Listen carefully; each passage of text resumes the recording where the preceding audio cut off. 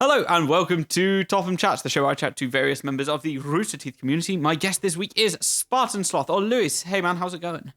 Heyo. Hey, sup? I'm doing good. How about you?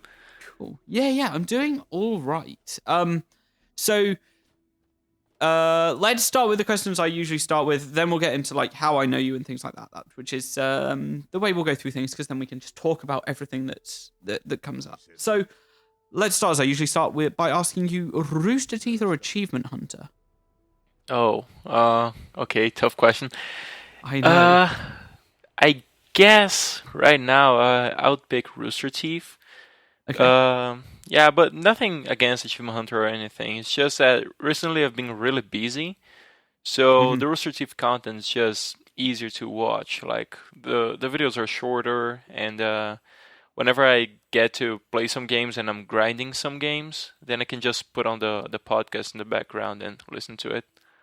Yeah. Whereas the Achievement Hunter content, usually you gotta see what's going on the screen. So Yeah, for it to make sense, you've definitely got to see what's going on the screen. But yeah, yeah. I completely understand that. So, how did you discover Rooster Teeth? Were you just like trawling through YouTube one day and just like, oh, this is a thing? I guess that's how most people discover it. But yeah, go ahead, please. Yeah, I was in my last year of high school, and that was in 2010, I guess. Or I Hmm. wait, I'm not sure if I was in my last year or my second year, but anyway, it was in 2009, 2010, somewhere in between those two. Yeah. And I was looking for gameplay footage for Star Wars: The Force Unleashed because I was thinking about getting an Xbox 360 and getting that game as well. Yeah. And I stumbled upon Jack's holocron guides, like the collectibles for that game. Aha. Yeah. And I started watching it and I was like, huh, this is both entertaining and informative. And I get to see the gameplay footage. Great. So I started watching a few of those, and then I got to an episode where Jeff was speaking off mic, and I remember getting the impression that it was probably just those two guys like doing that in like their houses or apartments or whatever, which is funny because it's kind of like how Rooster Teeth started out. But I remember I got that impression, and then one day I just decided to click on the Rooster Teeth link and see the rest of the things in their channel, and then I realized how big of a deal it already was back then. So then I started watching the shorts, which they weren't the first thing I saw, but they were definitely what hooked me up on Rooster Teeth. And so I just watched all of them in like a week or so. Then I found out Red vs. Blue, and I watched a little bit of that. Then I had to pause because I was like in final season or something, Yeah. and Hmm. um, and so then I went back to it and finished it off, and now I'm all caught up. And yeah, I guess it was like that. Cool. So, how did you transition from just being a casual watcher of Achievement Hunter and Rooster Teeth stuff to being an active member of the community? That actually took a while. Took me a few Mm. years. I think it was back in 2013, and I've always heard about the community. Like they always went, "Oh, the community is great," and the community this, the community that, and I was like, "Well, what the hell is this community thing they're talking about?" And I've Mm. always like kind of lurked on the side, like I click links, and sometimes I saw something like the profiles, and I was like, "Huh, this seems interesting." And so in 2013, uh, I was approached by a professor, and she was like, "Hey, you guys gotta do this thing for class, which is to interview someone responsible for the human resources department of a company, and try to learn a thing or two from them, and then write down a report for me." I was like, "Well, what kind of company?" She was like, "Well, any kind of company." Then I thought, well, then I'm gonna try to contact someone there, Rooster Teeth. Hmm. So I thought, you know what? Since I'm gonna do that, I've been postponing the whole community thing for a while, so I'm gonna create an account too. Like, let's just go all out with it. And so I created an account. I tried getting in touch with the people from the human resources department there, which didn't happen. But I did get help from Barbara. Like I tried contacting her, like, hey, who should I ask about, for this really short interview? But Mhm. anyway, that was kind of like the two reasons I found, both like, oh, I've been postponing this and this report I had to write. But quickly the report just lost the importance it had because I found another company and things just worked out by themselves. And Mhm. I thought, well, since I made the account here, might as well, use it and try to interact with people. So in the first day, I discovered a thread called "If you're new and want to make friends," something like that. Yes, yeah. Um, and then There's quite a few of those that have existed over the years. yeah, Yeah, and they're pretty cool threads. And just like, oh yeah, new people, woo! And then you'll just get swarmed by friend requests. Like, yes. yeah, and it was pretty much like my idea. Like, well, I'm new and I want to make friends, so okay, sounds like a good deal. So I went there and I just checked it on, I think it was my first day, and I was like, yeah, online communities, never been a part of one of those. So I was kind of freaked out a little bit. So I thought, Mhm. you know what, I'm gonna wait a day. And so I went back there the other day. There was already a bunch of new posts, and I was like, oh well, let's do this. Hi everyone, I'm Spartansloth, and I made an account 2 days ago, or something like that. I like friends. Give me friends. And people were really receptive, and things just went from there on. I started talking to people and meeting people from all over the world, and that was really awesome. It still is. So yeah, that's how I got into the community. Ah, cool. Yeah, the community, like especially in the forums, it's a great place to just be like, threads are going on, and just like I can jump in here, and then everyone's just like, oh, come in, have a chat, and people will just swarm you with friend requests if you join certain threads, and which is pretty cool. As long as you are receptive to them and they're receptive to you, there are some threads where people are just a bit not necessarily elitist, but they've got their group of friends and they're very particular. But like, yeah, threads like that are just great for people just with like all the words and stuff and interaction. So what I'm curious about is how is there anything happening, not necessarily in your local area, but like I guess nationally for you because you're in Brazil, right? Mm-hmm.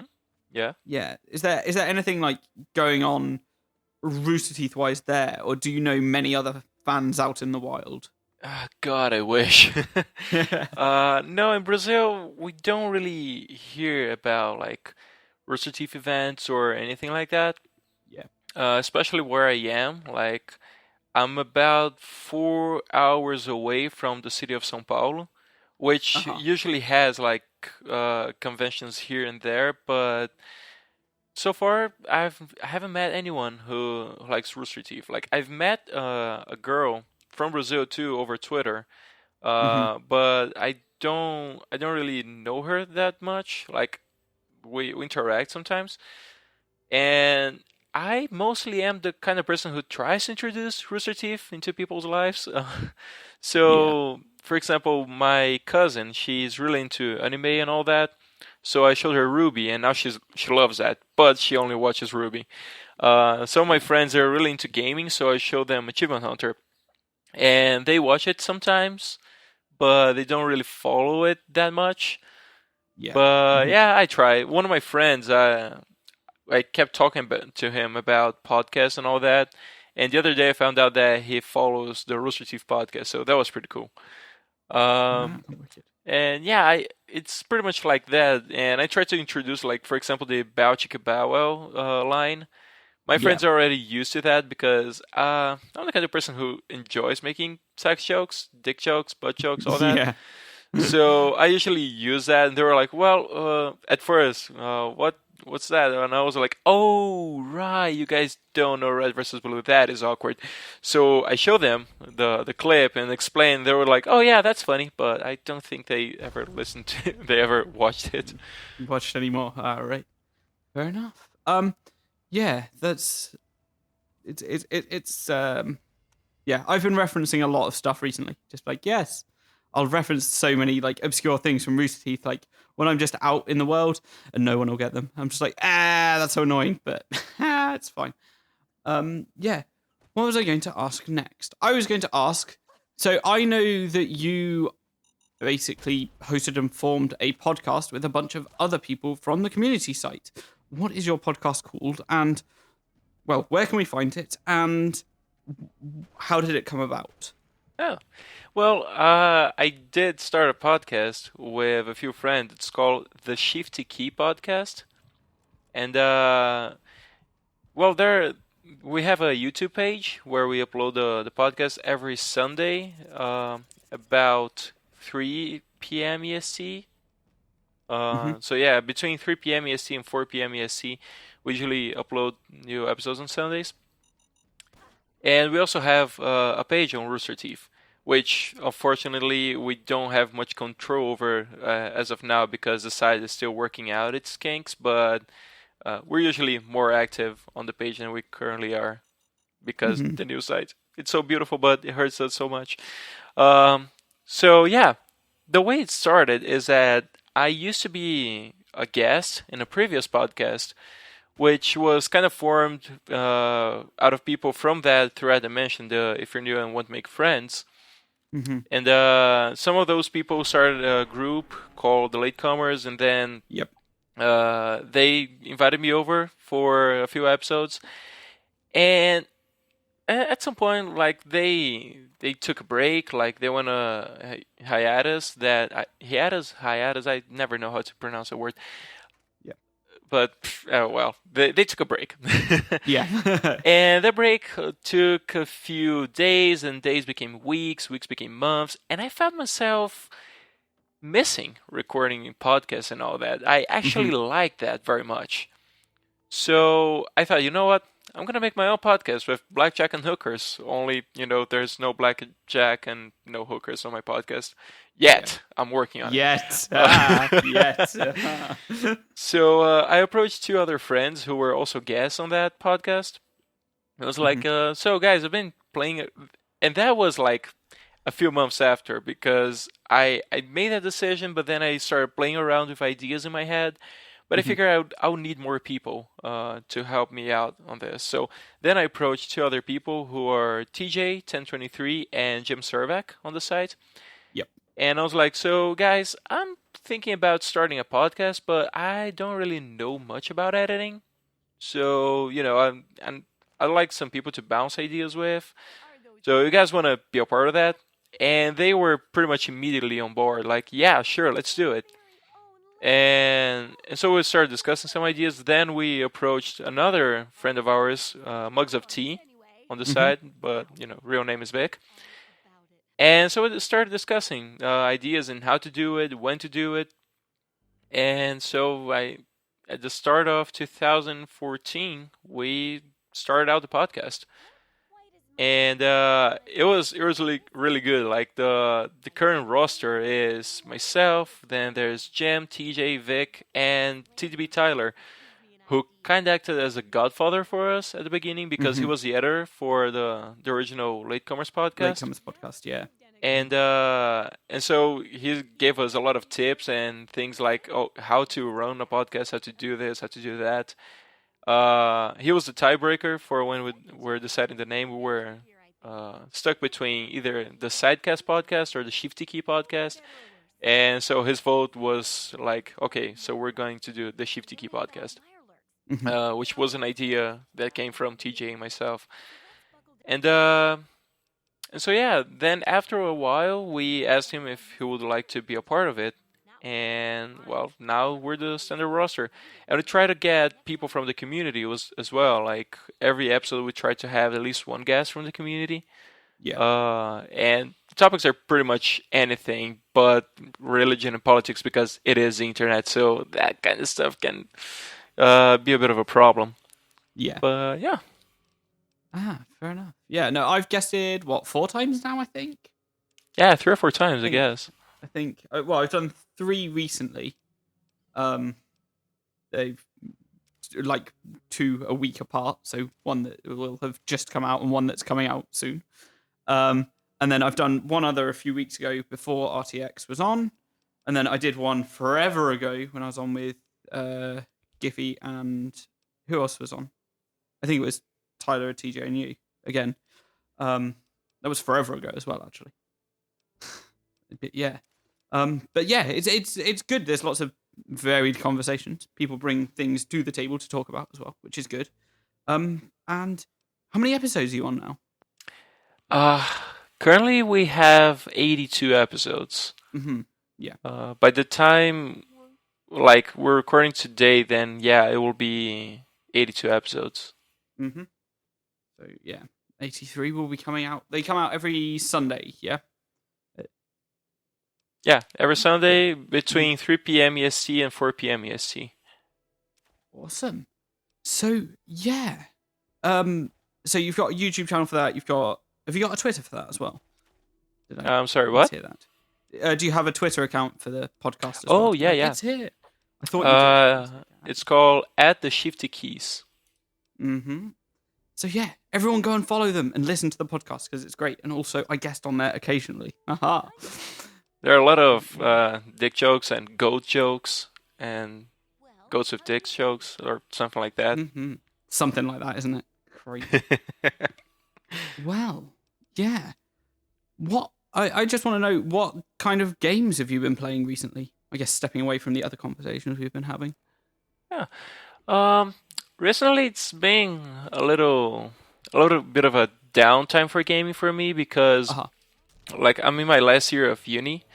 So okay. I'm crazy busy, but I usually try to play a little bit on weekends. So I think I've been playing mostly GTA, both online and single player story. But also I try to play a little bit of the titles they are giving away with Games with Gold. So, yes. I play those and then usually they're really quick to beat. So then I start grinding the games. So yeah, I played a little bit of Metal Gear, the Ground Zeroes one. And Ground Zeroes? Ground Zeroes? Is that right? Yeah, it's Metal Gear Ground Zeroes, which is kind of like a... It actually felt like a demo to the Phantom Pain, but well. It's like one relevant mission, the others are kind of like same map, but different objectives, but apparently they have like a meaning for the Phantom Pain, which I haven't played yet, but maybe in the future. Well, it's only just come out, so... Yeah. Oh. Cool. But what about you? Have you been playing something? I mean, you are a really big time Destiny player, right? Oh, yeah. I've probably spent 10 to 12 hours this weekend playing Destiny. Which isn't the best. I had a very successful day yesterday and got everything I needed to finish off all the year 1 exotic weapons. So I was like, yes, this is their best. But I've also been playing a lot of Bloodborne as well because I finished it like last weekend. Which was great. I finished it and I was just like, yes, I'm done. And now I'm like looking into speed runs. I was watching a speed run like just before we started recording this, and there's a section in the video I'm just like, oh, that's pretty cool. I noticed that the guy's health, like, because it's supposed to be a speed run of the whole game, it's done through, it's supposed to be frame perfect. His health jumps from like 20% to full when he runs past a pig. I'm just like, that shouldn't have happened. So I was just, I'm now thinking that that's a non-legit speedrun. So, not impressed. I'm thinking he might have just stitched it all together as well, tried to make it look frame perfect and spent everything in the same way. However, not too impressed that his health jumped that much. And like that's no shitty. change in... Yeah, that's what I thought. So it's like, not as impressive now that I've noticed that. And I was considering calling them out on it, but I can't be bothered because it's a video on the internet. Who gives a crap? Yeah. Anyway, I guess we've reached near the end point of the show where I get you to ask me a question and then I start talking a bit. So, did you have a question? Yeah, we do that on the podcast too. Like by the end of the podcast, we ask people to ask a question for the audience. Oh, yeah. And usually people are really... They're caught by surprise, and now I kind of understand that. But yeah, I've been thinking a little bit, and it's kind of related to what we were talking about, like the gaming stuff. Yes. And like like I said, you seem like a big time Destiny player, but you also really like Dark Souls and Bloodborne. That kind of Yes, nearly impossible game. So, that's very true. how'd you get into those? Like, what caught your attention to that kind of game? So this when did so Dark Souls came out in October in 2011 when I was working in a factory. I didn't have the job I have now, and I was kind of looking for a game to sink many hours into because I was working hours that were unsociable, and I was on a really weird schedule that meant that I couldn't see anyone, and like it was difficult to interact with many people. It was before I really was properly active in the Rooster Teeth community as well. um Actually, I think like the first few journals that I wrote like properly on the site were about me playing Dark Souls so much. And that was like 6 months after I started playing Dark Souls properly anyway. Um, and I just wanted a game that I could get into, and I kept hearing things about it. I kind of really like role playing games anyway, but it looked like it was something different. It was to be a challenge. It was going to be a game that wasn't going to be particularly easy to get through, and it was going to be a challenge. And for me, I was like, okay, I'm going to set a mission to 1,000 point that game, 1,000 gamer score that game on 360. And I was just like, I started playing it. I was like, this is tough. This is rubbish. I was like, ugh. It took me a year and 10 days to, I think, get all 1,000. It was either get all 1,000 gamer score or actually complete it for the first time. Oh But wow. I think I'm trying to remember when a certain album came out, because an album called Grey Skies and Electric Light by a band called Woods of Ypres came out in January of a year. I think it came out in January 2012, and I was definitely listening to that album when I completed the game for the first time. But I can't remember whether I was listening to it fresh after it had just come out, or I can't remember whether it came out January 2012 or 2013. But that'd give me an indication as to whether I completed the game, 1,000 pointed it in late in the year. I think it was about March that I actually completed the game. That sounds about right.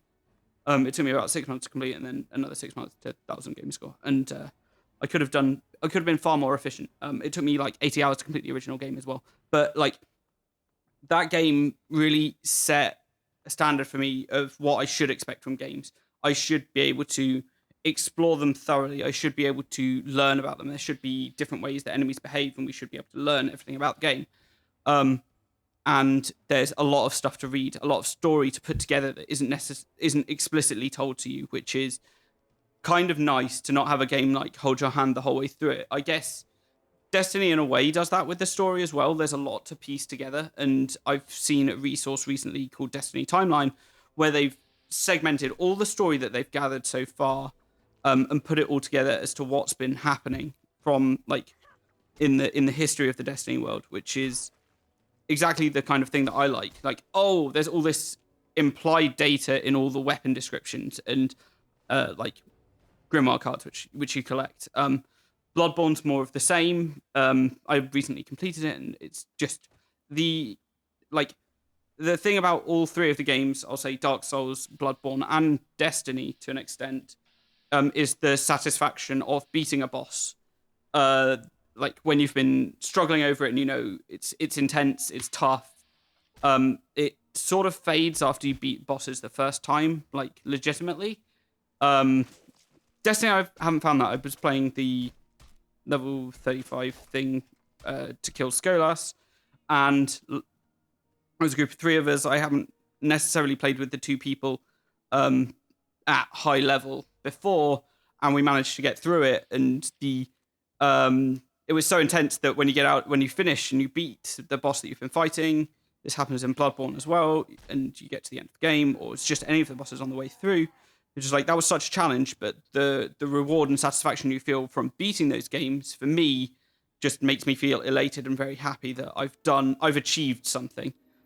Which I guess I feel that way when I do things in the real world as well, like going out running. I'm like, oh yes, I'm going to beat my best time for running a certain distance, or I'm going to set myself a certain like limit, or like I'm going to run for this long length of time. And once I've done it, I feel great. And like as long as I've pushed myself hard, like it's kind of me. The reward of doing things is the thing that makes me the most satisfied.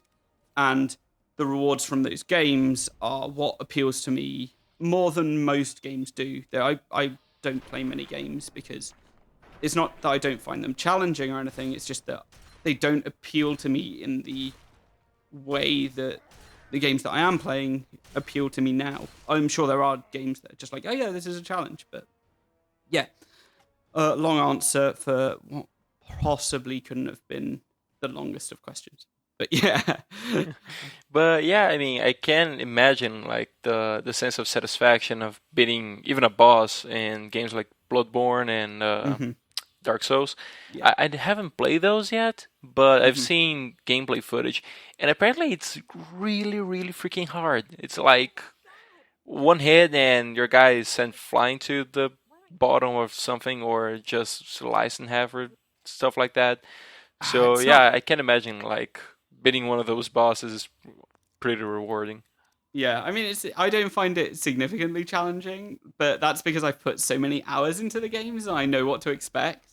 So I'm just like, run through it like pretty casually, run through the game. Like Dark Souls, the first time I played it took about 80 hours. About 80 hours to go through, and subsequent playthroughs. And now when I'm playing it, I look at a playtime of about 10 hours. So it's not really that much of a challenge. Like the initial playthrough is the bit where people will get stuck and things will be a challenge. You've got to learn from there, but learning it and then playing it subsequently after those initial hours, you find that the game itself just requires a bit of time to be invested in it, which is, I guess, I don't know, like a lot of first person shooters are pick up and play, and they all like work on the same mechanics, whereas PvE stuff like Dark Souls, Bloodborne, they're very much, you've got to learn all the PvE stuff, and you've got to learn it and understand what's going to happen and what you can handle yourself as well. But